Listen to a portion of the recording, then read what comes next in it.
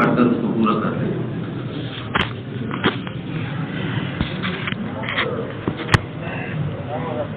نحمدہ ونصلی علی رسولہ الکریم۔ میرے بھائیوں اور دوستوں بزرگوں، اللہ پاک ہمارے اور آپ کے آنے کو قبول فرمائے۔ اللہ پاک کا بہت بڑا انعام ہے، اللہ پاک کا احسان ہے، اللہ پاک کا فضل و کرم ہے کہ اللہ پاک نے اس فتنے اور فساد کے دور میں، مادیت کے اس دور میں، مشغولیت کے اس دور میں، اس مبارک محنت کی نسبت سے ہم اور آپ کو اپنے مشاغل سے، اپنے کاموں سے نکلنے کی توفیق عطا فرمائی، جس کے لیے اللہ پاک اپنے خاص چنے ہوئے بندوں کو بھیجا کرتے تھے، انبیاء علیہ الصلوۃ والسلام کو بھیجا کرتے تھے۔ فرمایا کہ آدمی کی سعادت کے لیے اس سے بہتر اور اس سے افضل اور کوئی چیز نہیں کہ اللہ پاک کسی کو کسی کی ہدایت کا ذریعہ بنا دے۔ ساری دنیا کے انسان مل کر کسی نبی کی قدموں کی خاک کو نہیں پہنچ سکتے۔ ایسے میرے بھائیوں اور دوستوں، ساری دنیا کے دھندے، ساری دنیا کی مسئولیتیں، ساری دنیا کی ذمہ داریاں، ساری دنیا کے کام مل کر کسی نبی کے کام کے مرتبے کو نہیں پہنچ سکتے۔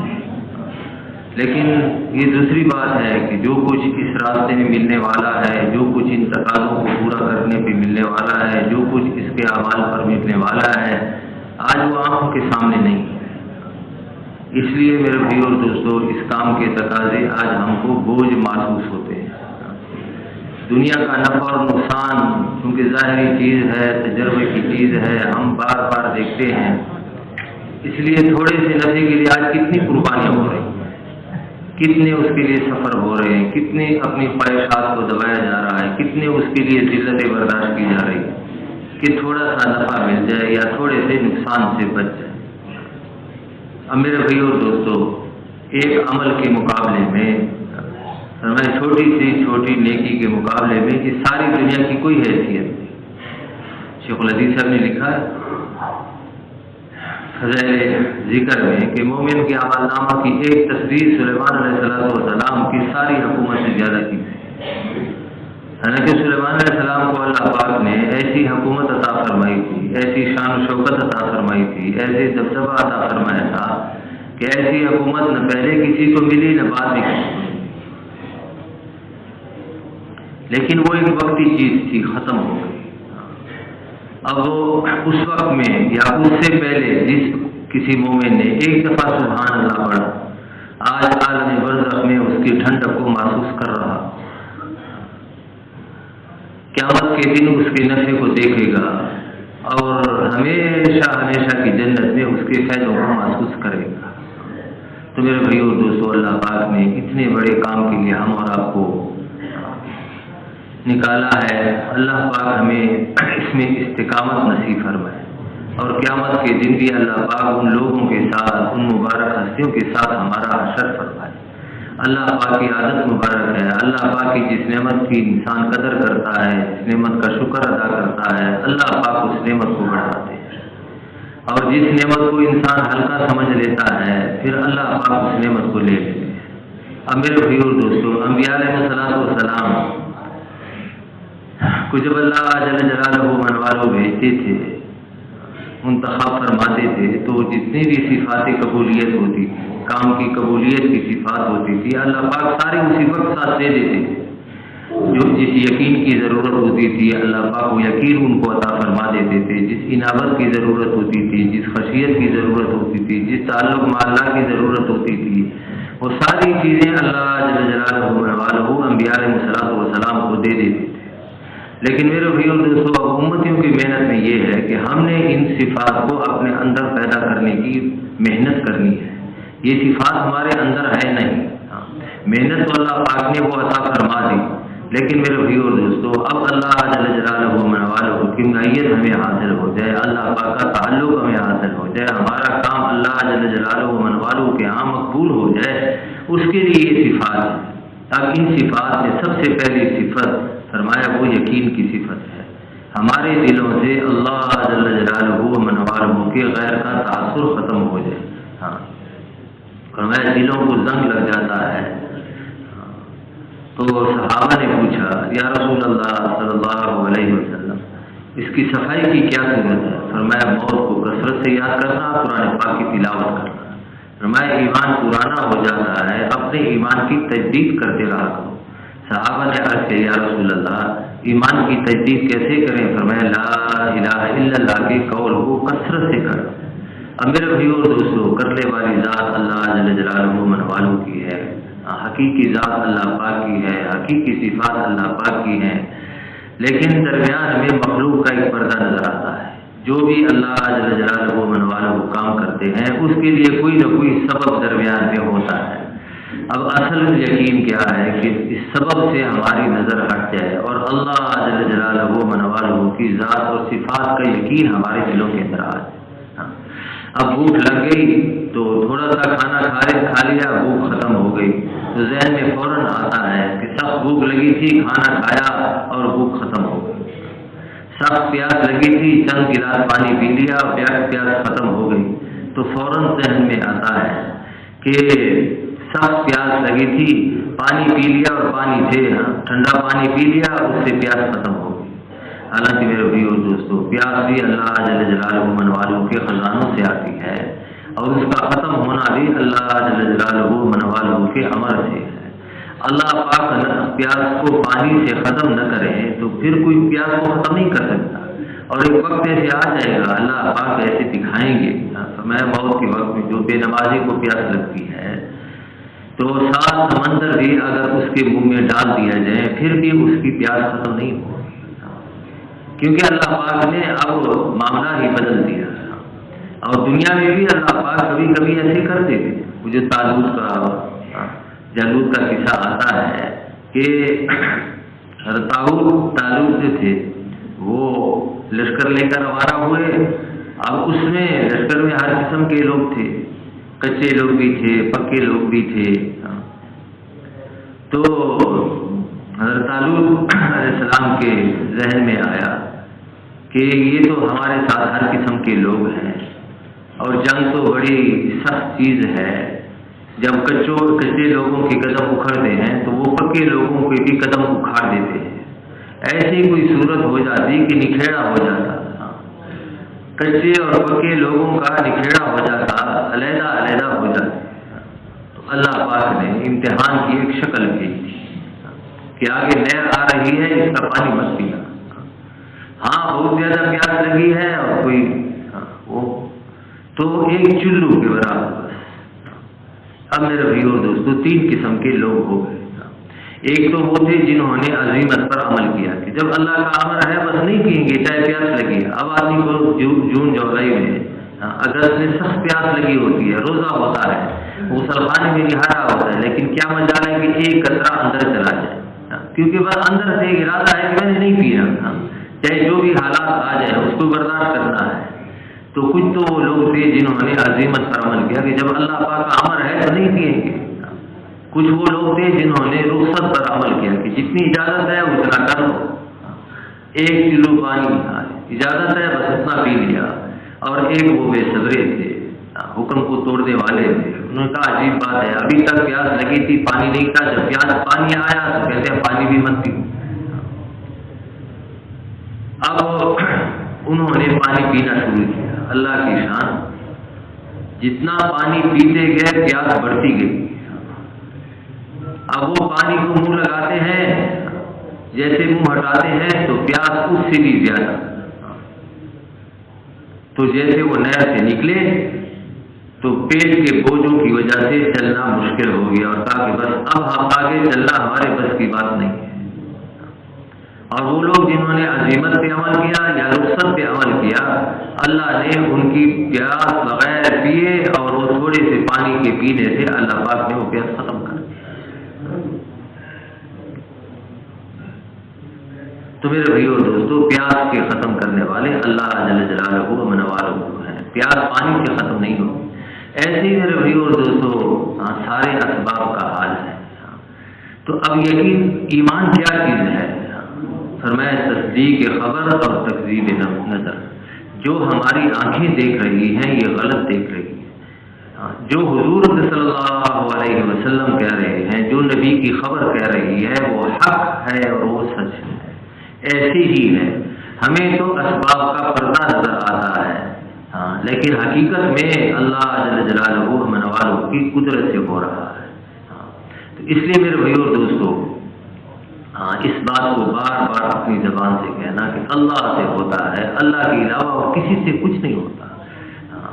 اللہ جو آدمی تقوی والی زندگی اختیار کرے گا تو اللہ جل جلالہ من والوں کا وعدہ ہے کہ اللہ پاک ہر مشکل میں اس کے لیے راستہ نکالے گا۔ ایسی جگہ سے اللہ پاک اس کو روزی دے گا جہاں سے اس کا گمان بھی نہیں ہوگا۔ جو آدمی استغفار کی کثرت کرے گا، اللہ جل جلالہ من والوں کو ہر ضیق میں سے اس کے لیے راستہ نکالتے ہیں، ایسی جگہ سے اس کو روزی دیں گے جہاں سے اس کا گمان بھی نہیں ہوگا۔ اب میرے بھائیو اور دوستو، ہمیں روزی کے اسباب سے نظر آتی ہے، کھیتی سے نظر آتی ہے، باغات سے نظر آتی ہے، نوکریوں سے نظر آتی ہے، تجارتوں سے نظر آتی ہے، لیکن اللہ جل جلالہ من والوں تقوی سے کیسے دیں گے؟ یہ اللہ پاک کی قدرت ہے۔ فرمایا حضرت زبیر رضی اللہ تعالیٰ عنہ سے حضور صلی اللہ علیہ وسلم نے فرمایا کہ اے زبیر، میں اللہ کا قاصد ہوں، دوسرے لوگوں کی طرف عمومی طور پر اور تمہاری طرف خصوصی طور پر، کہ اللہ پاک فرماتے ہیں رزق کا دروازہ ساتویں آسمان سے اوپر عرش کے ساتھ لگا ہوا ہے، جو نہ دن کو بند ہوتا ہے نہ رات کو بند ہوتا ہے، اس میں ہر آدمی کا رزق اتارا جاتا ہے، اس کے خرچ کے بقدر اور اس کی نیت کے بقدر۔ اب میرے بھائیو اور دوستو، ہمیں تو یہ نظر آتا ہے کہ جتنی ہم محنت کرتے ہیں اتنا ہمیں ملتا ہے، لیکن اوپر سے فیصلہ کیا ہے؟ وہ تو جتنا لگائے گا اللہ جل جلالہ من والوں اتنا دے گے۔ لیکن میرے بھائیو اور دوستو، یہ یقین ایسے جلدی نہیں آتا، اس یقین کو حاصل کرنا پڑتا ہے۔ اس کے لیے میرے بھائیو اور دوستو یہ محنت ہے کہ اللہ پاک زندگی بناتے ہیں اور اللہ پاک زندگی اعمال سے بناتے ہیں۔ آج میرے بھائیو اور دوستو، ساری دنیا میں مال سے ہونے کی فضا چھائی ہوئی ہے۔ مال ہوگا تو سب کچھ ہوگا، مال ہوگا تو ضرورتیں پوری ہوں گی، مال ہوگا تو یہ ہوگا، مال ہوگا تو یہ ہوگا۔ اب اس لیے آج مال کے پیچھے دوڑے لگی ہوئی ہیں، حتیٰ کہ یہ تمیز بھی ختم ہو گئی کہ جائز سے آ رہا ہے ناجائز سے آ رہا ہے، بس مال آ جائے۔ لیکن انبیاء علیہ السلام کی محنت کیا تھی کہ زندگی اللہ پاک بناتے ہیں، اور زندگی اللہ جل جلالہ من والہ وہ اعمال سے بناتے ہیں۔ جو آدمی ایمان اور تقوی والی زندگی اختیار کرے گا، اللہ جل جلالہ من والہ دنیا میں بھی خوشحال زندگی عطا فرمائے گا، عزت والی زندگی عطا فرمائے گا، اطمینان والی زندگی عطا فرمائے گا، اور آخرت کی جو مزے ہیں وہ تو اس کے علاوہ ہے۔ اب میرے بھائیو دوستو، یہ بات دلوں کے اندر اتر ہے، اس کے لیے یہ ساری محنت ہے۔ ہمیں تو اسباب کا پردہ نظر آتا ہے، جیسے ابھی ایک آدمی کوئی جرم کرتا ہے تو پولیس پکڑنے کے لیے آ جاتی ہے۔ اب بظاہر تو یہ نظر آتا ہے کہ پولیس پکڑنے کے لیے آ گئی، لیکن ہر عقل مند یہ سمجھتا ہے کہ پولیس ایسے نہیں آئی، اصل وجہ جو ہے وہ اس کا اپنا جرم ہے۔ ایک آدمی قتل کرتا ہے اور عدالت سے اس کی پھانسی کا آرڈر ہو جاتا ہے۔ اب آرڈر ہو جائے تو جیل میں اس کو پھانسی دی جاتی ہے۔ اب جو ظاہر بین ہیں ان کو تو یہ نظر آتا ہے کہ جیل کے جلاد نے ان کو پھانسی دی، لیکن اصل کیا ہے کہ اصل اس کا وہ قتل ہے جس کی وجہ سے یہ سارا عمل شروع ہوا، جس کی وجہ سے جج نے اس کو پھانسی کا بھی آرڈر دے دیا، اور جس کی وجہ سے جیل والے اس کو پھانسی بھی دے رہے ہیں۔ لیکن اصل وجہ کیا ہے؟ اب وہ اصل وجہ نظر نہیں آتی۔ ایسی میرے بھائیو اور دوستو، اللہ جل جلالہ من والہ کرنے والے ہیں، اور اللہ کرتے ہیں اعمال کی بنیاد پر۔ اعمال صحیح ہوں گے تو حالات صحیح ہوں گے۔ فرمایا کہ جب حکومت نااہلوں کے پاس چلی جائے اور دولت کنجوسوں کے پاس چلی جائے اور بے وقت بارشیں شروع ہو جائیں تو سمجھ لو اللہ پاک ناراض ہے۔ فرمایا اس وقت حکمرانوں کو گالیاں مت دو، میری طرف متوجہ ہو جاؤ، جب تم میری طرف متوجہ ہو جاؤ میں ان کے لیے خود ہی کافی ہو جاؤں گا۔ لیکن میرے بھائیو اور دوستو، ہماری حالت کیا ہے؟ تھوڑا سا مہنگائی ہوتی ہے تو بادشاہوں کو گالیاں دینے شروع کر دیتے کہ فلاں یہ کر رہا ہے، فلاں یہ کر رہا ہے۔ میرے بھائیوں دوستوں، ہمارے اپنے زمین اور یہ ساری فضا میں جو جتنا بھی یہ فساد ہے تو یہ ہمارے اعمال کی وجہ سے ہے، چاہے سمندروں میں ہے چاہے خشکی میں ہے۔ اعمال اللہ جل جلالہ والوں کو راضی کرنے والے ہوں تو اللہ پاک کی طرف سے فیصلے بھی صحیح آتے ہیں۔ اب اس کے لیے میرے بھائیوں دوستوں جتنا اس کو اپنی زبان سے کہیں گے اور میرے بھائیوں دوستوں ان مجلسوں میں بیٹھیں گے اور اسی بات کو سوچیں گے، اسی نظر سے ساری چیزوں کو دیکھیں گے، پھر ایمان وہ ترقی کرتا ہے۔ تو جیسے میرے بھائیوں دوستوں ایمان کو بنانے والی چیزیں ہیں، ایسے ایمان کو خراب کرنے والی چیزیں ہیں۔ ایک طرف سے تو ایمان کو بنانے کی محنت کرنا ہے، ایمان کو مضبوط کرنے کی محنت کرنی ہے، دوسری طرف ایمان کو بچانا بھی ہے۔ اب اس کے لیے میرے بھائیوں دوستوں اپنی نظروں کی حفاظت ہے۔ فرمایا ایمان دعوت کے راستے سے آتا ہے، آنکھوں کے راستے سے جاتا ہے۔ ایک نظر ایمان کا صفایا کر دیتی ہے، وہ اس وقت محسوس نہیں ہوتا۔ شیخ الحدیث صاحب نے کتنے واقعات لکھے ہیں۔ ایک آدمی کا قصہ لکھا ہے کہ موت کے وقت میں اس کو کلمہ تلقین کیا جا رہا اور وہ کہتا ہے کہ دل پر ایک تالا لگا ہوا ہے، قفل لگا ہوا ہے، کہا نہیں جاتا۔ جب پوچھا گیا کیا بات ہے، فرمایا ایک عورت تولیہ خریدنے کے لیے آئی تھی، مجھے اچھی لگی، میں اس کو دیکھتا رہا۔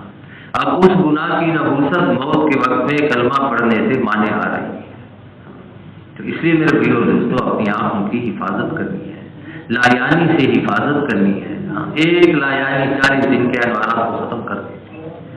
اب لایانی کیا ہے؟ ایسی بات زبان سے کہنا کہ جس کا نہ دنیا کا فائدہ ہے نہ آخرت کا فائدہ ہے، اور وہ آدمی اپنے دل سے پوچھ لے کہ یہ جو میں نے بات کی اس کا مجھے دنیا میں کیا نفع ملے گا یا آخرت میں اس کا مجھے کیا ثواب ملے گا۔ دل خود ہی فتویٰ دے دیتا ہے، بتا دیتا ہے۔ آج تو میرے بھائیوں دوستوں محفلوں کے جمانے کے لیے باتیں ہو رہی ہیں، لوگوں کو ہنسانے کے لیے باتیں ہو رہی ہیں۔ فرمایا ایک آدمی ایک زبان سے ایک ایسی بات کہتا ہے جس کو وہ معمولی سمجھتا ہے، لیکن اس کی وجہ سے جہنم میں اتنا دور پھینک دیا جاتا ہے جتنا زمین جو ہے مشرق سے مغرب کا فاصلہ ہے۔ دوسری اس میں آتا ہے کہ ایک آدمی ایک بات زبان سے نکالتا ہے اس لیے کہ لوگ تھوڑا سا ہنس پڑے اور اس کی وجہ سے جہنم میں اتنا دور پھینک دیا جاتا ہے جتنا مشرق سے مغرب کا فاصلہ ہے۔ فرمایا ہر کلام آدمی پر بار ہے مگر امر اللہ پاک کا ذکر، امر بالمعروف اور نہی عن المنکر۔ فرمایا اچھی بات کرو، نیکی کی بات کرو یا خاموش رہو۔ تو میرے بھائیوں دوستوں اب لایانی سے اپنے آپ کو بچانے کی کوشش کریں۔ مولانا جمیل صاحب اللہ پاک ان کی قبر کو منور فرمائے اور اپنی شان کے مطابق درجات عالیہ عطا فرمائے، وہ اس کی مثال بیان فرما رہے تھے کہ لایانی کیا ہے۔ فرمایا ایک آدمی امرود کا ٹوکرا اپنے سر پر رکھ کر سارا دن آواز لگاتا ہے 10 روپے کلو 10 روپے کلو 10 روپے کلو، تو فرمایا اس آواز کے لگانے سے اس کا نور ایمانی ختم نہیں ہوگا، کیونکہ یہ اس کی ضرورت ہے، اس نے اس ٹوکرے کو بیچنا ہے، امرودوں کو بیچنا ہے، اس کے لیے آواز لگا رہا ہے۔ اب فرمایا اثر کو یہ امرود بک گئے، واپس آ رہا ہے تو ایک بلڈنگ کو ایک مکان کو دیکھ کر کہتا ہے یار پہلے تو یہ بلڈنگ نہیں تھی، یہ بلڈنگ کب بنی ہے؟ تو فرمایا کہ اب اگر اس کو یہ پتہ بھی چل جائے کہ 5 سال پہلے بنی ہے، 2 سال پہلے بنی ہے، تو اس کی جیب میں کیا آ جائے گی، اس کو دنیا کا کیا فائدہ مل جائے گا، یا آخرت میں اس کو کیا ثواب ملے گا کہ اگر اس کو اس بلڈنگ کا پتہ چل بھی گیا کہ یہ 2 سال پہلے بنی ہے، 5 سال پہلے بنی ہے، تو آخرت میں اس کو کیا فائدہ ملے گا۔ فرمایا یہی ایک فکرہ، وہ جو سارا دن آواز لگا رہا تھا 10 روپے کلو 10 روپے کلو 10 روپے کلو، اس سے اس کا نور ایمانی ختم نہیں ہوگا، لیکن یہ ایک فکرہ اس کے 40 دن کے انوارات کو لے جائے گا۔ اس سے میرے بھائیوں دوستوں زبانوں کو تالی لگانے ہیں۔ شیخ الحدیث صاحب نے لکھا ہے نا کتنے حضرات کہ یہ کوئی بات کہتے تھے اپنے پرچے پر لکھ لیتے تھے، رات کو اپنے دل سے حساب کرتے تھے کتنا اس میں ضروری تھا کتنا غیر ضروری تھا۔ وہ ابراہیم علیہ السلام کے صحیفوں میں ہے کہ عقلمند آدمی کے لیے ضروری ہے کہ اپنے کلام کا محاسبہ کرتا رہے۔ جو آدمی اپنے کلام کا محاسبہ کرتا رہے گا اس کی زبان بے فائدہ کلام میں کم چلے گی۔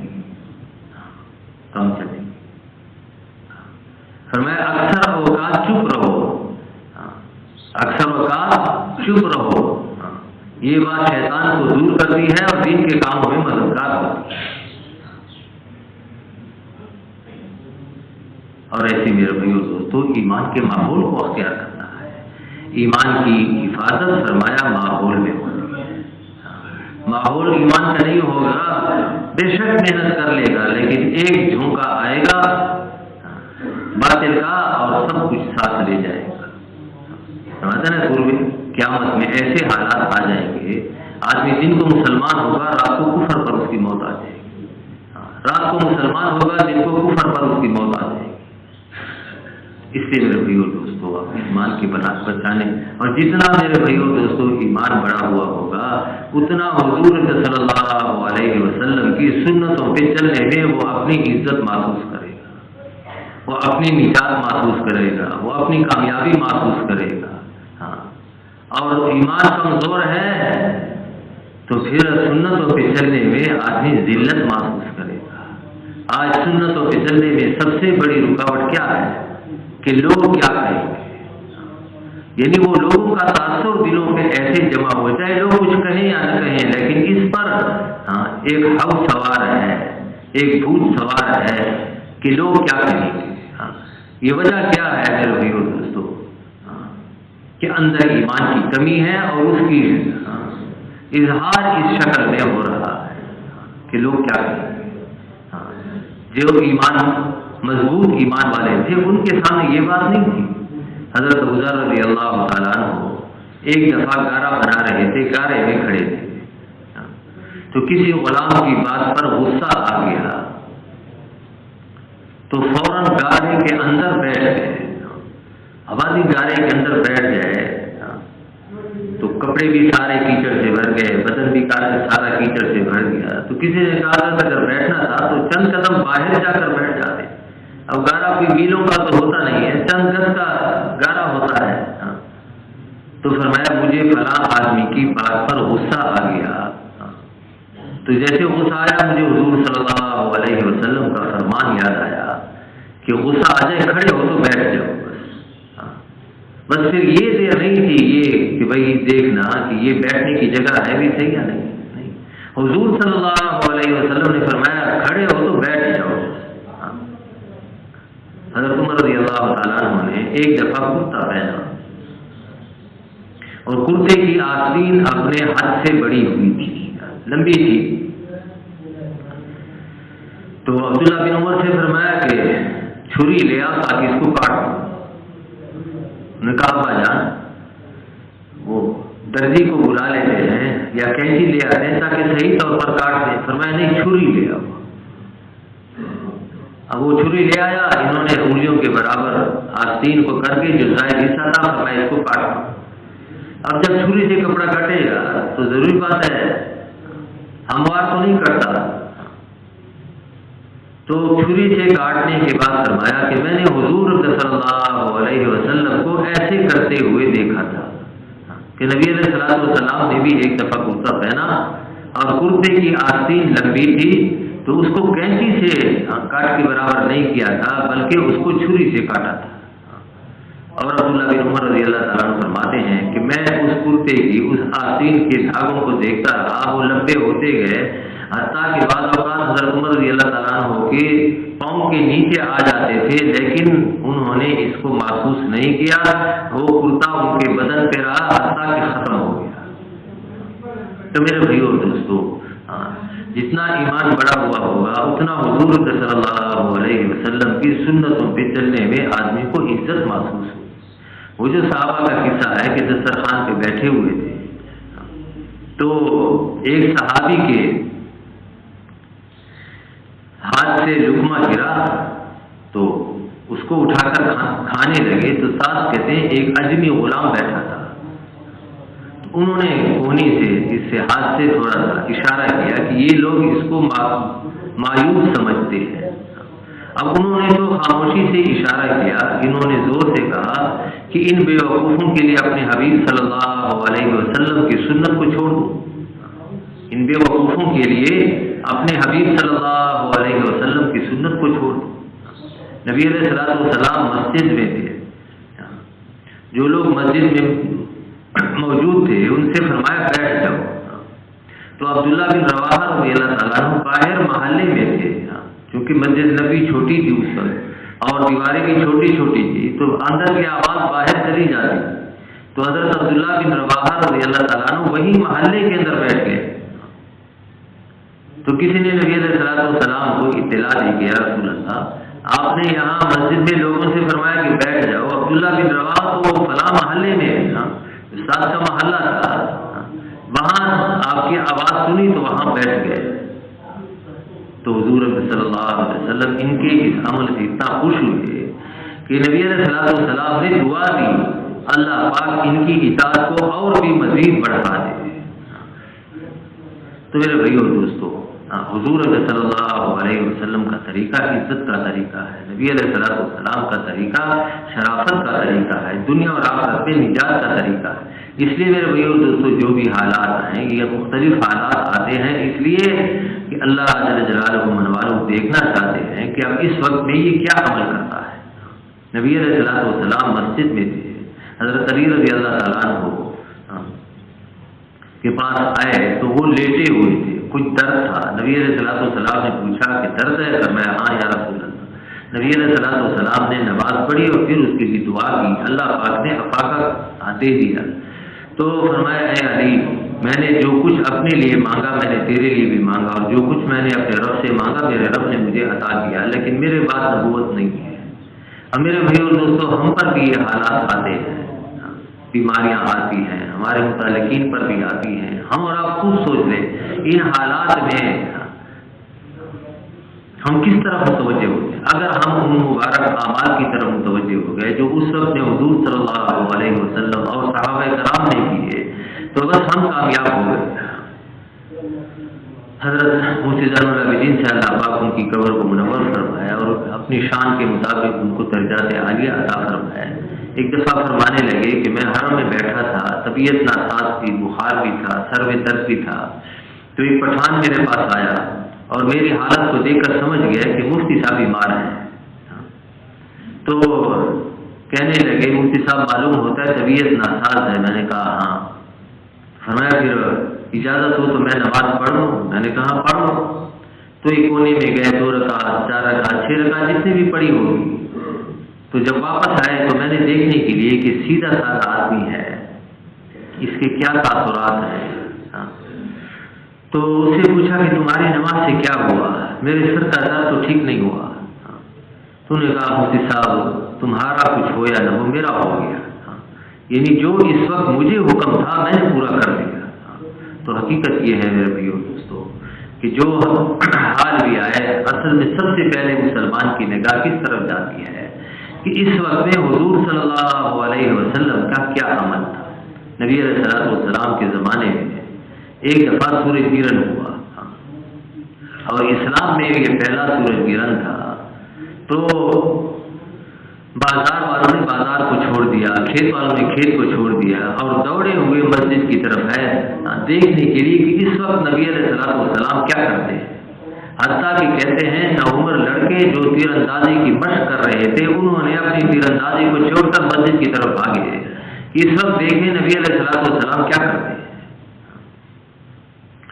اور میرے بھائیو دوستو فرمایا دین پر چلنے کی استعداد وہ تو نماز سے پیدا ہو.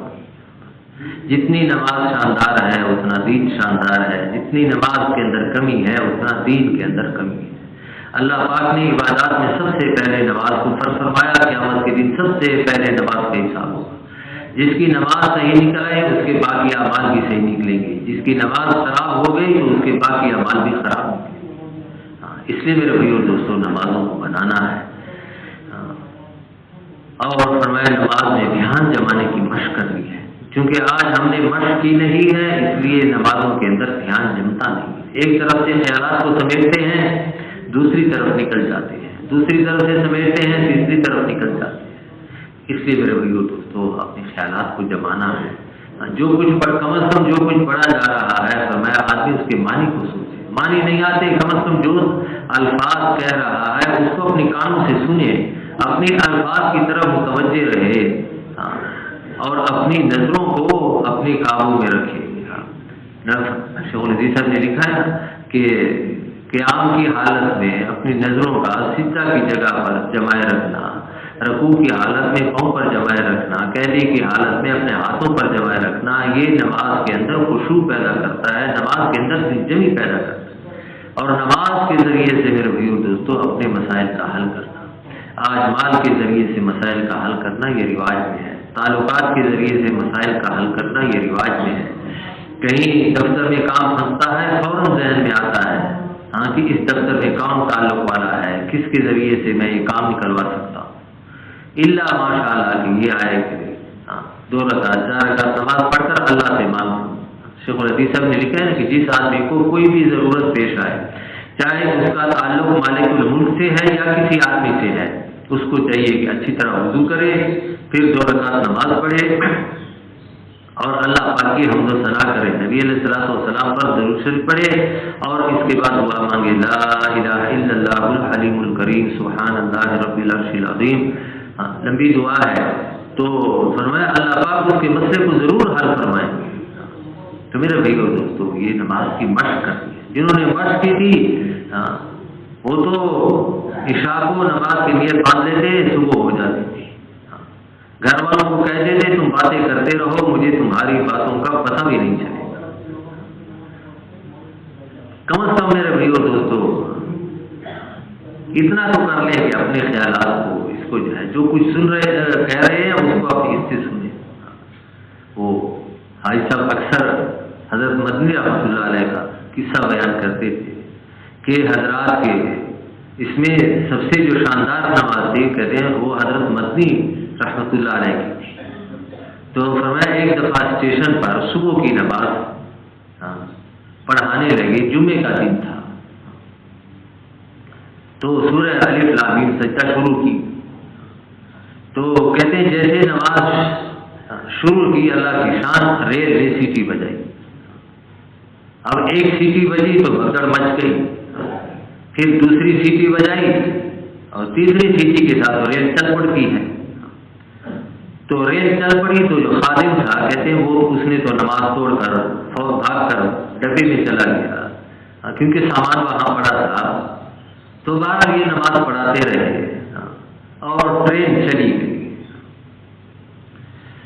تو جب نماز کا سلام پھیرا حضرت مولانا خیر محمد صاحب نے فرمایا حضرت یہ بات تو نہیں ہے کہ آپ کو مسئلے کا پتہ نہیں تھا، تو جب ٹرین جانے لگی سیٹی بجائی تو آپ نے نماز کو توڑا کیوں نہیں یا نماز کو مختصر کیوں نہیں کیا؟ تو حضرت مدنی نے فرمایا واللہ مجھے تو پتہ ہی نہیں چلا کہ ٹرین نے کس وقت سیٹی بجائی اور کس وقت روانہ۔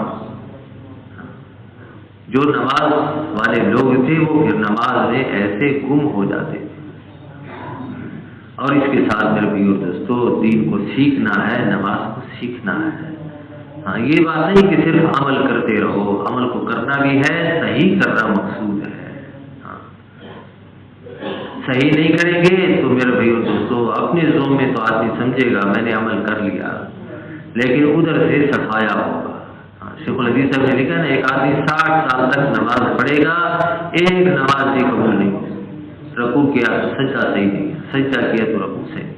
نبی علیہ الصلوۃ والسلام مسجد میں تھے، ایک آدمی آیا نماز پڑھی، نبی علیہ الصلوۃ والسلام نے اس کی نماز کو دیکھا، جب وہ نماز سے فارغ ہو گئے خدمت اقدس میں تشریف لائے، سلام کیا، نبی علیہ السلام نے سلام کا جواب دیا، فرمایا جب نماز پڑھ لو تم نے نماز نہیں پڑھی۔ اب وہ دوبارہ گیا، ایک دفعہ آدمی کو تنبیہ ہو جاتی ہے، پھر آدمی کتنا احتیاط کرتا ہے، لیکن جس غلطی کی عادت ہو جاتی ہے وہ لاشعوری طور پر آدمی سے ہوتی رہتی ہے۔ اب دوبارہ گیا تو پھر وہی غلطی، 3-4 دفعہ ایسے ہوا، وہ نماز پڑھ کر آتے ہیں، نبی علیہ الصلوۃ والسلام اس کو واپس کرتے ہیں۔ آخر میں اس نے عرض کیا یا رسول اللہ اس سے بہتر نماز مجھے نہیں آتی، آپ مجھے نماز سکھا دیں۔ پھر نبی علیہ الصلوۃ والسلام نے اس کے ساتھ نماز کا مذاکرہ کیا، یعنی نماز کی غلطی کی طرف متوجہ کیا، نماز کیسے پڑھی جاتی ہے بتایا۔ تو علماء کرام فرماتے ہیں اس کی نماز میں کیا کمی تھی جس کی وجہ سے نبی علیہ السلام بار بار اس کو واپس کر رہے ہیں۔ فرمایا وہ قوما اور جلسہ اطمینان سے نہیں کرتے تھے، قوم اور جلسہ اطمینان سے نہیں کرتے. آج بھی ہم دیکھتے ہیں اپنی غلطیاں تو نظر نہیں آتی لیکن دوسروں کی غلطیاں تو نظر آ جاتی ہیں کہ کتنے لوگ ہیں جو وقت بھی فارغ کر لیتے ہیں, وضو بھی کر لیتے ہیں, مسجد میں بھی آ جاتے ہیں, لیکن انفرادی نماز پڑھتے ہیں تو بس رکوع کیا تو وہیں سے سجدے میں چلے گئے, سجدے سے سر اٹھایا ابھی کمر سیدھی نہیں ہوئی دوبارہ چلے گئے. اب اگر مسجد سے باہر کوئی سے پوچھے نماز پڑھ لی, وہ تو کہتا میں نے نماز پڑھ دی ہے, لیکن وہ تو قیامت کے دن پتہ چلے گا. جیسے ایک طالب علم امتحان کے حال سے باہر آتا ہے, ساتھی پوچھتے ہیں کتنے سوال کیے, وہ کہتے ہیں سارے کر لیے. رزلٹ آتا ہے تو نتیجہ 0. اب کیے تو ہیں لیکن جیسے کرنے تھے ویسے نہیں کیے. کرنا بھی ہے اور صحیح کرنا بھی ہے. اور میرے بھائی اور دوستو, جن باتوں سے علم آ رہا ہے ان کی قدر کرنا. فرمایا دین ادب کے راستے سے آتا ہے, محبت کے راستے سے پھیلتا ہے. ادب نہیں ہوگا ان باتوں کا پھر اللہ پاک علم کی حقیقت نہیں عطا فرماتے. فرمایا شیخ الحدیث صاحب نے پچھلی امتوں کا لکھا ہے نا کہ پچھلی امتوں میں سے ایک نبی پر اللہ پاک نے وحی بھیجی کہ بنی اسرائیل سے خطاب تھا کہ تم یوں مت کہو کہ علوم سمندروں کی گہرائیوں میں ہے وہاں سے کون نکالے گا, پہاڑوں کی چوٹیوں پہ ہیں وہاں سے کون اتارے گا. فرمایا علوم تمہارے سینوں کے اندر ہیں, تم میرے سامنے روحانی ہستیوں کے آداب کے ساتھ رہو, صدیقین کے اخلاق کو اختیار کرو, میں تمہارے سینوں سے علوم کے چشمے نکالوں گا, پھر وہ علوم تمہیں گھیر لیں گے اور وہ علوم تمہیں ڈھانپ لیں گے. محبت علماء کرام کی قدر ہو. یہ وہ مبارک ہستیاں ہیں جن کو اللہ پاک نے اپنے نبی صلی اللہ علیہ وسلم کی وراثت کے لیے قبول کیا. معمولی لوگ نہیں ہیں, وہ تو قیامت کے دن پتہ چلے گا. یہ دنیا دارالامتحان ہے, یہ دنیا دارالعمل ہے, یہ دارالجزا نہیں ہے. مرنے کے بعد پتہ چلے گا کہ ان علماء کی اللہ پاک کے ہاں کیا قدر و منزلت ہے. فرمایا قیامت کے دن اللہ پاک علماء کرام کو ایک خاص احاطے میں جمع فرمائیں گے اور ان کے سامنے ان کے اعمال کو کھولیں گے کہ تم نے دنیا میں یہ بھی کیا, یہ بھی کیا, یہ بھی کیا. آخر میں اللہ پاک فرمائیں گے بے شک تم نے یہ سب کچھ کیا, لیکن میں نے اپنے نور میں سے نور اس لیے نہیں دیا تھا کہ آج تمہیں عذاب دوں گا, اور اللہ پاک سب کی مغفرت کر دے گا. ایک حافظ قرآن کی اللہ کے ہاں کیا قدر ہے, آج دنیا میں کیا جانے کی. فرمایا کہ قیامت حضرت بریدہ رضی اللہ تعالیٰ عنہ فرماتے ہیں کہ جب حافظ قرآن قیامت کے دن اپنی قبر سے اٹھے گا تو ایک آدمی اس کے پاس آئے گا, کمزور بدن ہوگا, زرد رنگ ہوگا, اور کہے گا تو مجھے جانتا ہے. وہ عرض کرے گا, وہ لا علمی کا اظہار کرے گا اور کہے گا میں تمہیں نہیں جانتا. وہ دوبارہ پوچھے گا, پھر سے بارہ پوچھے گا, آخر میں کہے گا میں وہ قرآن ہوں جس نے تمہیں راتوں کو جگایا تھا, دن کو تمہیں پیاسا رکھا تھا. ہر تاجر اپنی تجارت سے نفع اٹھانا چاہتا تھا, آج تو اپنی تجارت سے سب سے زیادہ نفع اٹھانے والا ہے.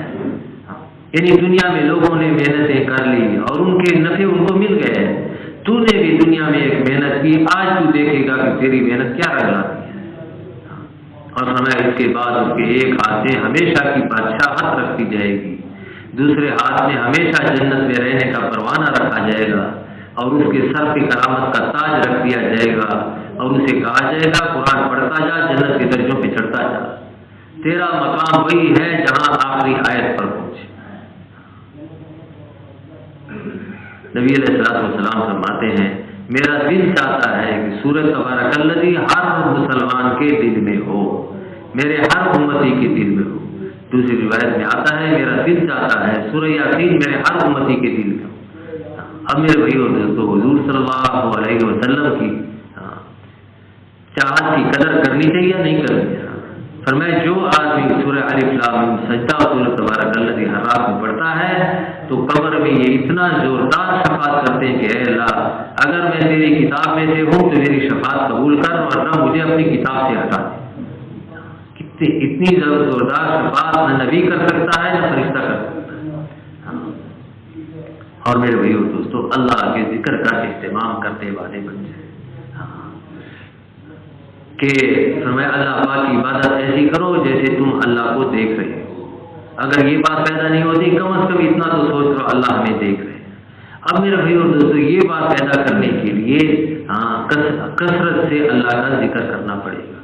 فرمایا ذکر کرنے والے میرے خاص بندے ہیں، میں ان کو رحمت سے کبھی دور نہیں کرتا۔ اگر توبہ کریں تو میں ان کا حبیب ہوں اور توبہ نہ کریں تو میں ان کا طبیب ہوں۔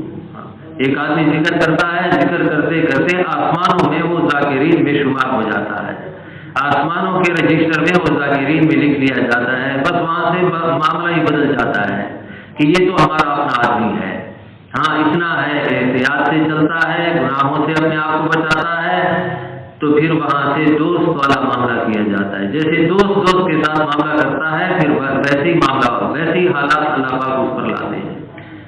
اور اگر توبہ نہیں کرتا، احتیاط نہیں کرتا، گناہوں سے اپنے آپ کو نہیں بچاتا، لیکن ہے ذاکر، آسمانوں میں اس کا نام ذاکرین میں لکھا گیا ہے، پھر فرمایا وہاں سے طبیب والا معاملہ کیا جاتا ہے۔ طبیب کے ہاتھ سے مریض کو تکلیف ضرور پہنچتی ہے، مرہم پٹی کرنے میں، انجیکشن لگانے میں، دوا دینے میں بے شک تکلیف ہوتی ہے، لیکن وہ تکلیف دشمنی کی وجہ سے نہیں ہوتی، وہ تکلیف پہنچانے کے لیے نہیں ہوتی، وہ تکلیف بڑی تکلیف کو ہٹانے کے لیے ہوتی ہے۔ پھر اللہ پاک دنیا میں اس پر تھوڑے حالات کو لاتے ہیں، اس لیے کہ یہ آدمی ہمارے پاس ہے تو پاک اور صاف ہو کر ہے، پاک اور صاف ہو کر۔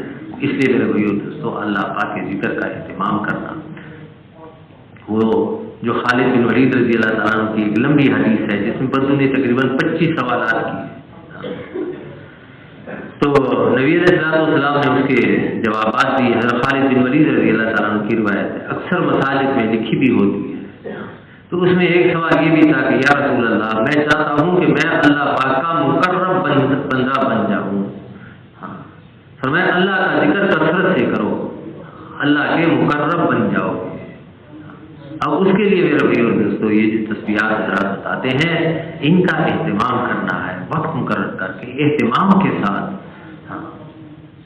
ویسے تو چلتے پھرتے ذکر بھی نفع سے خالی نہیں ہے، لیکن ہماری زندگی پہ اس کے اثرات پڑ جائیں، اس کے لیے تو اپنے آپ کو کچھ پابند کرنا پڑتا۔ پہلے فرمایا بدن قید ہوتا ہے، پھر روح قید ہوتی ہے، اس کے بعد دل متوجہ ہوتا ہے۔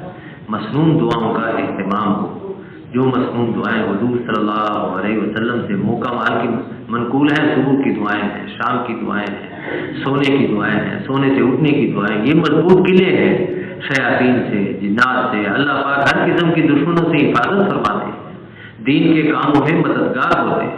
فرمایا آدمی رات کو سوتا ہے تو شیطان اس کو 3 رسیوں سے باندھ لیتا ہے، 3 بند لگا دیتا ہے۔ صبح یہ اللہ پاک کے ذکر کے ساتھ اٹھتا ہے تو ایک بند کھل جاتا ہے، اور وضو کرتا ہے تو دوسرا بند کھل جاتا ہے، نماز پڑھ لیتا ہے تو تیسرا بند بھی کھل جاتا ہے۔ یہ سارا دن شیطان کے چنگل سے آزاد ہوتا ہے۔ اور میرے بھائیو دوستو، قرآن پاک کی تلاوت کا اہتمام کرنا۔ قرآن پاک ایسا شفیع ہے جس کی شفاعت قبول کی گئی، ایسا جھگڑالو ہے جس کا جھگڑا تسلیم کیا گیا۔ جو قرآن کو اپنے آگے رکھے گا یہ اس کو جنت میں پہنچا دے گا، جو قرآن کو پس پوش ڈال دے گا یہ اس کو جہنم میں گرا دیتا ہے۔ اس لیے کم از کم 1 سپارہ تو روزانہ پڑھنے والے بن جائیں۔ عام ناظرہ خان کے لیے جو حافظ قرآن ہے، فرمایا 3 سپارے یہ تو روزانہ ہوگی، کم از کم منزل ہے۔ حضرت لاہوری رحمۃ اللہ علیہ کا مقولہ حضرات سے سنا ہے کہ وہ فرماتے تھے جو حافظ قرآن 3 سپارے روزانہ نہیں پڑھتا اس نے قرآن کو بھلانے کا ارادہ کر لیا ہے۔ فرمایا قرآن والوں، قرآن کی خبرگیری کیا کرو، قسم ہے اس ذات کی جس کے قبضے میں میری جان ہے، قرآن جلد نکل جانے والا ہے سینوں سے بنسبت اونٹ کی اپنی رسیوں سے۔ قرآن نکل جاتا ہے اور ایک دفعہ نکل گیا پھر واپس بڑی مشکل سے آتا ہے۔ اور جو پڑھے لکھے نہیں، جنہوں نے قرآن پڑھا نہیں، یہ نہیں ہے کہ بس ہم نے پڑھا نہیں، بھائی پڑھنا شروع کر دیں، پڑھتے رہیں گے ایک ایک لفظ، اسی میں موت آ گئی، قیامت کے دن پڑے ہوئے میں اللہ پاک شمار کر دے گا۔ فرمایا جو آدمی قرآن کو یاد کرنے کے لیے، حفظ کرنے کے لیے شروع کر دیتا ہے، ابھی راستے میں ہے، موت آ گئی، اللہ پاک ایک فرشتہ مقرر کر دیتے ہیں جو قبر میں اس کو قرآن سکھاتا ہے، حتیٰ کہ قیامت کے دن ہی اٹھے گا تو یہ قرآن کے ہاتھوں کے ساتھ اٹھے گا۔ اور کتنے لوگ ہیں جنہوں نے بڑھاپے میں قرآن شروع کیا اور اللہ نے پار کرا دیا۔ یہ تو ہمت کی بات ہوتی ہے۔ کوارٹ کے حضرات یہاں ہمارے جوڑ پہ تشریف لائے تھے، تو ایک آدمی کے متعلق بتایا، وہ یہاں حضرات کے ساتھ آیا ہوا بھی تھا، یہاں اس کا بیان بھی ہوا تھا، انجینئر ہے۔ کہتے ہیں کہ اس نے 28 سال کی عمر میں قرآن حفظ کرنا شروع کیا۔ 60 سال میں ملازم ریٹائر ہو جاتے ہیں، اور اس نے 28 سال کی 8 سال پھر اس کے بعد 28 سال کی عمر میں قرآن حفظ کرنا شروع کیا، تین سالوں میں قرآن ختم بھی کر لیا اور رمضان شریف میں سنا بھی دیا۔ جو کرنے والے ہوتے ہیں اللہ جل جلالہ والہ پھر ایسے اپنی مدد کو شامل حال فرما دیتے ہیں۔ اس لیے میرے بھائیو دوستوں، مایوس ہونے کی بات نہیں، شروع کر دیں، خاص کر اللہ پاک کا راستہ۔ شاید صاحب پشاور والے اللہ پاک ان کو صحت کاملہ عطا فرمائے، تو وہ یہاں فرما رہے تھے کہ دیکھو کتنی افسوس کی بات ہے، ایک آدمی 4 مہینے لگاتا ہے، ایک آدمی سال کی جماعت میں چلتا ہے، سارا سال یہ فضائل قرآن پڑھتا ہے اور فضائل قرآن سنتا ہے، قرآن کے فضائل سنتا ہے، اور کبھی جو ہے اس کے دل میں یہ داعیہ بھی پیدا نہیں ہوتا کہ میں بھی قرآن پڑھوں۔ اور میرے بھائیو دوستوں، اکرام مسلم ہے، مسلمان کا اکرام کرنا ہے، مسلمان کی اللہ کے ہاں بہت بڑی قدر و منزلت ہے۔ ایک ایمان کی ذرے کی وجہ سے کہتے ہیں نا کہ ایک زمانہ ایسے آ جائے گا، اسلام ایسے مٹ جائے گا جیسے کپڑے کے نقش و نگار مٹ جاتے ہیں۔ اس وقت نہ کوئی نماز کو پہچانے گا نہ روزے کو پہچانے گا، حتیٰ کہ حج بھی موقوف ہو جائے گا۔ ایک رات ایسی آئے گی کہ قرآن بھی دنیا سے اٹھ جائے گا۔ اس وقت بوڑھے مرد اور بوڑھی عورتیں یہ کہیں گی ہم نے اپنے بڑوں کو لا الہ الا اللہ کہتے ہوئے سنا، ہم بھی اس کو کہیں گے۔ یعنی صرف لا الہ الا اللہ پہ رہ جائیں گے۔ ان کی بھی اللہ پاک کے ہاں اتنی قدر و منزلت ہے، ان کے لیے زمین بھی قائم رہے گی، آسمان بھی قائم رہے گا، یہ ساری کائنات چلتی رہے گی انہی بوڑھوں کے لیے جو صرف کہہ رہے ہیں لا الہ الا اللہ۔ تو جو لوگ نماز پڑھتے ہیں، جو روزہ رکھتے ہیں، جو دین کی محنت کرتے ہیں، ان کی اللہ کے ہاں کیا قدر و منزلت ہے۔ فرمایا کہ جب مومن مرتا ہے، مسلمان مرتا ہے، مر جاتا ہے، تو کرامن کاتبین آسمانوں پہ چلے جاتے ہیں کیونکہ ان کی ڈیوٹی ختم ہو گئی۔ تو اللہ پاک پوچھتے ہیں کہاں کیوں آ گئے؟ وہ عرض کرتے ہیں یا اللہ تمہیں معلوم ہے جس کے ساتھ ہماری ڈیوٹی تھی، جس کام پہ ہم مقرر تھے، وہ تو فوت ہو گیا۔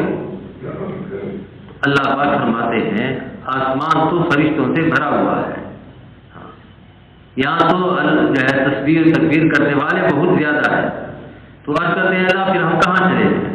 اللہ پاک فرماتے ہیں میرے بندے کی قبر پر چلے جاؤ، اور قیامت تک تسبیح، تحمید، تکبیر اور تحلیل کہتے رہو، قیامت کے دن میں یہ اس کے اعمال نامے میں شامل کر دوں گا۔ کتنی بڑی بات ہے۔ اب آدمی مر گیا پتہ نہیں 10,000 سال کے بعد قیامت آئے گی، 20,000 سال کے بعد قیامت آئے گی، وہ جو کرام کاتبین پہلے لکھنے والے تھے اب وہ عمل کرنے والے بن گئے ہوں گے۔ ایمان کی اللہ کے ہاں کڑی۔ اس لیے میرے بھائیو دوستو کسی کی حقارت ہمارے دلوں میں نہ ہے۔ فرمایا مسلمان سے محبت کرنے کی مشق کرو، اور یہ اس وقت ہوگا جب مسلمان کی خوبیوں پر ہماری نظر ہوگی۔ آج تو میرے بھائیو دوستو کمیوں پر نظر ہے، جس کی وجہ سے غیبت کا بازار گرم ہے۔ کسی آدمی کا تذکرہ آتا ہے، شیطان اپنا کام نکال لیتا ہے۔ کسی کے پیچھے ایسی بات کرنا، اگر اس کو پتہ چل جائے اور اس کو برا لگے تو میں یہ غیبت ہے، اور غیبت کو تو زنا سے بھی بدتر بتایا ہے۔ کیونکہ زنا ہوتا ہے حیوانی جذبات کے غالب آنے سے، اور غیبت ہوتی ہے تکبر کی وجہ سے۔ اندر تکبر ہے، اس کا اظہار غیبت کی شکل میں ہو رہا ہے۔ آدمی اپنے آپ کو پاک سمجھتا ہے، اپنے آپ کو صفات والا سمجھتا ہے، اپنے آپ کو بڑا سمجھتا ہے، اس لیے دوسروں کی کمیوں کو بیان کرتا ہے، اور جس کے دل میں ایک ذرے کے برابر تکبر ہوگا وہ جنت کی خوشبو بھی نہیں سونگھ سکے گا۔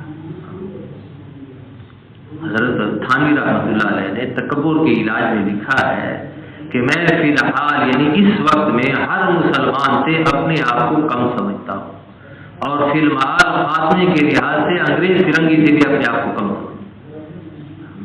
میرے بھائیو اور دوستو، دنیا میں یہ فرق تو ضرور ہے اور اسے کسی کو انکار نہیں۔ ایک آدمی حافظ قرآن ہے اور دوسرے نے ناظرہ بھی نہیں پڑھا، اب یہ فرق تو ہے، اسے تو کوئی انکار نہیں کر سکتا۔ ایک آدمی عالم ہے اور دوسرا بے پڑھا لکھا ہے، اب اسے تو کوئی انکار نہیں کر سکتا، یہ فرق تو ہے۔ لیکن میرے بھائیو دوستو، کون مقبول ہے کون مردود ہے، کس کی مغفرت ہوتی ہے، کس کا حساب شروع ہوتا ہے، اصل یہ ہے بس۔ فرمایا جس کا حساب شروع ہو گیا وہ مارا گیا، اور جس کی پردہ پوشی ہو گئی بس وہ پار ہو گیا۔ اور اصل تو مسلمان کی نظر اسی پر ہو کہ قیامت کے دن کیا ہوگا۔ حضرت سلمان رضی اللہ تعالیٰ عنہ کو کسی شخص نے گالی دی، اس نے کہا اے نوجوان تھوڑے دن صبر کر لو، قیامت قائم ہونے والی ہے، میرے اعمال تولے جائیں گے، اگر نیکیوں کا پلہ بھاری ہو گیا تو میں بڑی عزت والا بن جاؤں گا، میں ایسے نہیں ہوں گا جیسے آج تو مجھے سمجھ رہا ہے، اور اگر میری نیکیوں کا پلہ ہلکا ہو گیا، برائیوں کا پلہ بھاری ہو گیا، پھر میں اس سے بھی زیادہ ذلیل ہوں گا جتنا آج تو مجھے سمجھ رہا ہے، کیونکہ جو گالی دے رہا تھا تو اس کو ذلیل سمجھ رہا تھا۔ اب سلمان رضی اللہ تعالیٰ عنہ کتنے بڑے آدمی ہیں، میں جنت نے اللہ سے سوال کیا ہے لا یہ 4 آدمی تو مجھے دے دو۔ اس میں ایک حضرت سلمان رضی اللہ تعالیٰ عنہ، حضرت علی رضی اللہ تعالیٰ عنہ، حضرت ابو ذر رضی اللہ تعالیٰ عنہ اور حضرت مقداد رضی اللہ تعالیٰ عنہ۔ ان 4 کے متعلق تو جنت نے اللہ سے سوال کیا، اور ایک دوسری روایت میں لکھا ہے کہ کسی نے ان کو برا بھلا کہا، انہوں نے کہا نوجوان تھوڑا صبر کرو، قیامت قائم ہونے والی ہے اور جہنم پر پل صراط کو بچھا دیا جائے گا اور میں اس پر گزروں گا، اگر میں پار ہو گیا تو میں بڑی عزت والا ہوں گا، میں ایسے نہیں ہوں گا جیسے آج تو مجھے سمجھ رہا، اور اگر وہیں پھنس گیا تو پھر اس سے بھی زیادہ ذلیل ہوں گا جتنا آج تو مجھے سمجھ رہا ہے۔ ہماری نظر تو قیامت پر کیا بنے گا، جس کی پردہ پوشی ہو گئی بس وہ پار ہو گیا، جس کی مغفرت ہو گئی وہ پار ہو گیا۔ فرمایا حساب یسیرہ کیا ہے، نبی علیہ السلام سے پوچھا گیا، فرمایا بس اعمال نامہ کھول کر بند کر دیا جائے کہ بس چھوڑ دو۔ فرمایا جس سے جرا شروع ہو گئی، جس کا حساب شروع ہو گیا وہ مارا گیا۔ اور میرے بھائیو دوستوں، اپنا کوئی پتہ نہیں ہے کہ کس کے ساتھ کیا معاملہ ہونے والا ہے۔ دوسروں کے متعلق تو آدمی کو حسن ظن ہو، اپنے متعلق بے شک بدگمانی۔ فرمایا مومن کی شان ہے، یہ جتنا اللہ پاک کے قرب میں ترقی کرتا جائے گا اس کا خوف غالب ہوتا چلا جائے گا، اور منافق جتنا اللہ سے دور ہوتا جائے گا اس کی بے فکری بڑھتی چلی جائے گی۔ اس لیے میرے بھائیو، اور فرمایا فی المعال خاتمے کے لحاظ سے تو انگریز فرنگی سے بھی اپنے آپ کو کم کیا پتہ چلتا ہے۔ شیخ الحدیث صاحب نے لکھا ہے نا کہ اس آدمی پر افسوس نہیں جو ہمیشہ گرجا خانہ میں رہا ہو، قیامت کے دن کافروں کی فہرست میں شمار ہو۔ فرمایا افسوس تو اس پر ہے جو مسجد میں رہا ہو، مسلمانوں میں رہا ہو، اور قیامت کے دن کافروں کی فہرست میں شمار ہو۔ اور یہ بات تنہائیوں میں گناہوں میں مبتلا ہونے سے آتی ہے کہ ان کی نحوست سے آخر میں ایمان بھی سرگ ہو جاتا۔ کتنے لوگ تھے جن کو اللہ نے آخری مرحلے میں ایمان نصیب کر دیا۔ حضرت مولانا محمد قاسم نانوتوی رحمۃ اللہ علیہ کے متعلق لکھا ہے کہ کچھ لوگ ان کے ساتھ ہندوؤں میں سے جنگ آزادی میں بھی شریک تھے، تو ایک ہندو تھا مر گیا، تو حضرت نے ان کو جنت میں دیکھا، تو اس سے پوچھا لالا جی، ہندو کو لالا جی کہتے تھے دکاندار، لالا جی تو یہاں کیسے آ گئے؟ فرمایا موت کے وقت میں اللہ نے مجھے ایمان نصیب کر دیا ہے، موت کے وقت میں اللہ نے مجھے ایمان نصیب کر دیا۔ اس لیے میرے بھائیوں دوستوں،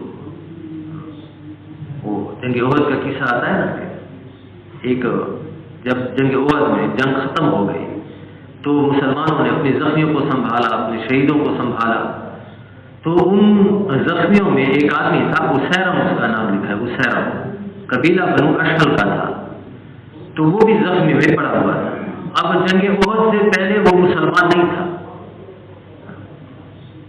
تو اپنے قبیلے والے اس کو اٹھا کر اپنے کیمپ میں لے آئے، تو حضرت سعد بن معاذ رضی اللہ تعالیٰ عنہ اس کے پاس گئے اور فرمایا، اے اسیرم، تم کیسے آ گئے ادھر؟ قومی غیرت کی وجہ سے آ گئے، قوم کی حمایت کی وجہ سے آ گئے، کیوں آ گئے؟ کیونکہ اس کو پتا تھا کہ یہ تو مسلمان نہیں ہے۔ تو نے کہا نہیں، میں اپنی قوم کی حمایت کی وجہ سے نہیں آیا ہوں، قومی غیرت کی وجہ سے نہیں آیا، میں اللہ اور اس کے رسول کی محبت کی وجہ سے آیا ہوں۔ بس یہ کہا، زخمی تو تھا، بس وہ اللہ کے پاس پہنچ گیا، روح پرواز کر گئی۔ نبی علیہ السلام کے سامنے اس کا تذکرہ آیا، فرمایا وہ جنت میں پہنچ گیا۔ اب ایک دن پہلے وہ مسلمان نہیں ہے، کیسے اللہ نے اس کے دل میں ایمان کو ڈالا، محبت کو ڈالا، وہ گھر سے روانہ ہوا اور اپنی جان دے دی، تو کوئی پتہ نہیں چلتا میرے بھائیوں دوستوں اونٹ کس کروٹ پہ بیٹھتا ہے۔ اس لیے کبھی کسی کی حقارت ہمارے دلوں میں نہ ہے، اور میرے بھائیوں دوستوں ہر کام کو اخلاص کے ساتھ کرنا۔ اللہ بندے سے یہ چاہتے ہیں، ساری دنیا تو اس کو دیکھ کر چلے گی، ہمیں دیکھ کر چلے، ہمارا اٹھنا، ہمارا بیٹھنا، ہمارا چلنا، ہمارا پھرنا، کسی سے تعلق کو جوڑنا، کسی سے تعلق کو توڑنا، یہ صرف اللہ کی رضا کے لیے ہو جائے۔ فرمائے اخلاص والوں کے لیے خوشخبری ہو، یہ ہدایت کے چراغ ہیں، ان کی وجہ سے بڑے بڑے فتنے دب جاتے ہیں۔ اور میرے بھائیوں دوستوں اللہ پاک نے یہ کام عطا فرمایا، اللہ پاک ہمیں اس کام کی قدر کرنے کی توفیق عطا فرمایا۔ نبوت سے اتنے دور زمانے میں اللہ پاک نے اس محنت کی اجتماعی شکل کو زندہ فرمایا۔ داؤد علیہ السلام کے پاس اللہ پاک نے وحی بھیجی کہ اے داؤد، تیرے بعد ایک نبی آنے والے ہیں جس کا نام محمد اور احمد ہے، وہ سچے اور سردار ہیں، وہ کبھی مجھے ناراض نہیں کریں گے، میں کبھی ان سے ناراض نہیں ہوں گا، اور ان کی اگلی پچھلی لفظیں میں نے کرنے سے پہلے ہی معاف کر دی ہیں، اور ان کی امت میری رحمت سے نوازی گئی ہے۔ میں نے ان کو نوافل دیے جو انبیاء علیہ السلام کو دیے، اور میں نے ان کو فرائض دیے جو انبیاء علیہ السلام کو دیے۔ علماء کرام فرماتے ہیں کہ فرائض سے مراد یہاں دعوت کی ذمہ داریاں ہیں، یعنی جیسے دعوت کی ذمہ داری اللہ پاک نے انبیاء علیہ السلام کو دی تھی، دین کے پہنچانے کی ذمہ داری اللہ پاک نے انبیاء علیہ السلام کو دی تھی، وہی ذمہ داری اللہ پاک نے اس امت کو بھی دی ہے۔ اور فرمایا نوافل سے مراد یہاں اجر ہے کہ جس پیمانے سے اللہ جل جلالہ منوالہ انبیاء علیہ السلام کو اجر عطا فرماتے تھے، اللہ پاک اسی پیمانے سے اللہ پاک اس امت کو عطا فرمائے۔ اور حتیٰ کہ آخری فکرے میں تو اللہ پاک نے حد کر دی کہ حتیٰ کہ جب یہ لوگ میرے پاس قیامت کے دن آئیں گے تو ان کے چہروں پہ وہ نور ہوگا جو انبیاء علیہ السلام کے چہروں پر ہوتا ہے۔ تو میرے بھائیو دوستو اللہ پاک کا فضل ہے، اللہ پاک کا کرم ہے کہ اللہ پاک نے ہمارے زمانے میں اس محنت کی ایک اجتماعی شکل کو زندہ کروا دیا، اور پھر ہمیں بھی اس کی طرف متوجہ کیا۔ اللہ نے تھوڑا بہت وقت لگانے کی توفیق عطا فرمائی، قیامت کے دن بھی اللہ پاک ان مبارک ہستیوں کے ساتھ ہمارا حشر فرما دے۔ اب اس کے لیے یہ ہے میرے بھائیو دوستو کہ اس کی ہم قدر کریں، اس کا شکر ادا کریں، اور اس کی شکر کیا ہے؟ فرمایا اسلام کے تقاضوں کو دوسرے تقاضوں پر ترجیح دینا۔ اس کے لیے یہ ہے کہ بھئی جس کے ابھی تک 4 مہینے نہیں لگے، بھئی 4 مہینے تو کم از کم اس کی ایک ابتدا ہے، وہ تو 4 مہینے کی ارادے فرما لیں۔ کون کون حضرات ہوں گے خوش قسمت اس 4 مہینے لگا کر واپس جائیں گے، اپنی جگہ پر کھڑے ہو جائیں، اللہ پاک کو اپنی ارادہ دکھا دیں، ماشاءاللہ۔